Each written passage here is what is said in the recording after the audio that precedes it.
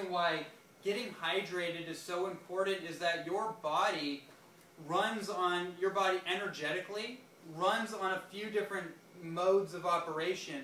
So for example, some of us, if you've been into like, I don't know if anyone can relate, but as an athlete growing up, I've been so through the whole rigmarole of athletic like science and physiotherapy and like sports nutrition, and that's a whole like it's kind of ridiculous actually. It's kind of crazy, but one of the things is talked about is like what's the best fuel for the body, right? For your cells to produce energy. What's actually pretty empirically solid is that your body first produces energy from oxygen before food. I mean, let's take a step back here. We're all talking about food, but wait a minute.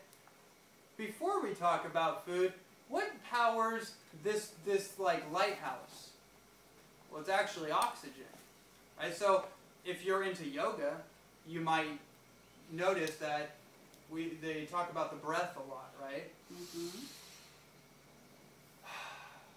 Get back into your breath, because what happens when you get back into your breath? You get back into your body, you get out of your head, you get a little less cerebral, you get more grounded, right? You get rooted into your body, and your body is basically like an inverted plant. If you study like Rudolf Steiner, and his whole thing was that our body is like an inverted plant. Like we're an upside down plant walking around. That's learned how to walk around. And just going on that, really interesting. I find that incredibly interesting because if you think about it, it makes sense. If you look at the human frame and you were to think like, what happened if I inverted myself? What would that mean? Well, my head is like the root ball, like a plant, right? So that is the root. So that connects into the ground.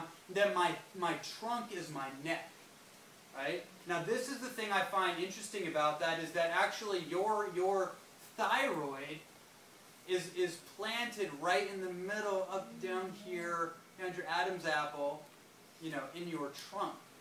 Your thyroid is the most energetically attractive gland or part of your body. It attracts the most electricity, and it also is the most what's called vascularized. So it attracts the most blood flow. That's what that means. So what's interesting to me about that is if you plant your head or your rooting system on the ground, you become electrically connected to the electrolytical emissions of the earth. Because now what we know is actually the earth is spewing out negative ions of electrical, basically electricity that feeds our battery pack, that feeds our adrenal glands. Right? When people are like burnt out, they're wasted, they're fried. That's all that means. It's like you're actually adrenally exhausted. You're adrenally wiped out. Doing stimulants all the time, working, doing something you hate to do every single day. And statistically, they found out that Monday morning is generally around 9 o'clock on the way to work is generally when people have heart attacks. And they end up in the emergency room. If not on the toilet.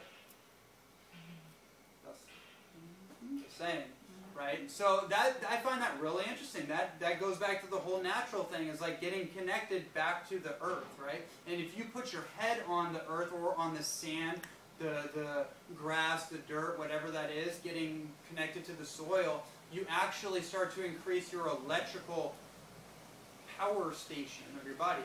Basically your nervous system, your brain.